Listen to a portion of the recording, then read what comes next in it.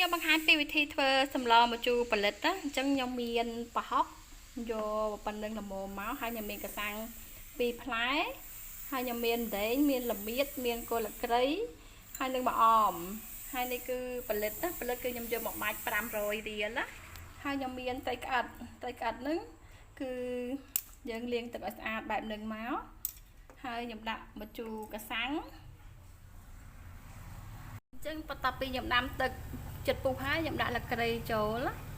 លក្ខីល្មៀតដែងហើយនឹងខ្ទឹមចូលហើយយើងរំងាស់វាឲ្យវាចេញជាតិសិន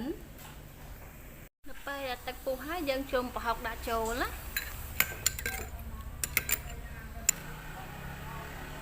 អញ្ចឹងយើងដាក់ជុំប្រហុកដាក់ចូលមក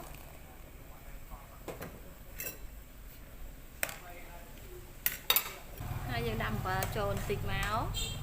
រួចហើយយើងដាក់កូនត្រីចូលកូនត្រីក្អិតយើងដាក់ចូលមក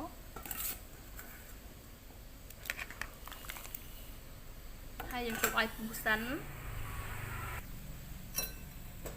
រួចហើយយើងដាក់កសាំងចូលណាដាក់កសាំងចូលមក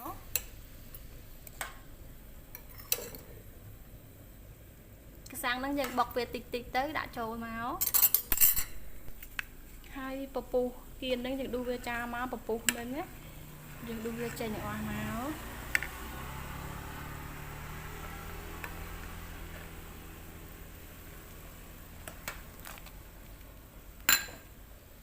រួចហើយយើងដាក់ផលិតចូលមក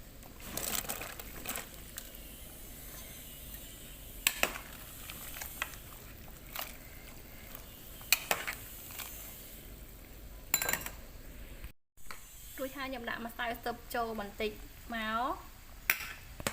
ហើយយើងភ្លក់មើលប្រៃជូរល្មមយើងភ្លក់មើលប្រៃជូរល្មមហើយយើងដាក់ម្អមចូលចុងក្រោយឥឡូវមកសម្លម្ជូរផលិតយើងរួចរាល់ហើយឈ្ងុយមែនតើដល់ពេលយើងដាក់ម្អមចូលទៅណាសម្លម្ជូរផលិតខ្ញុំរួចរាល់ហើយឈ្ងុយម្អមមែនតើងាយស្រួលធ្វើហើយលឿនទៀតផង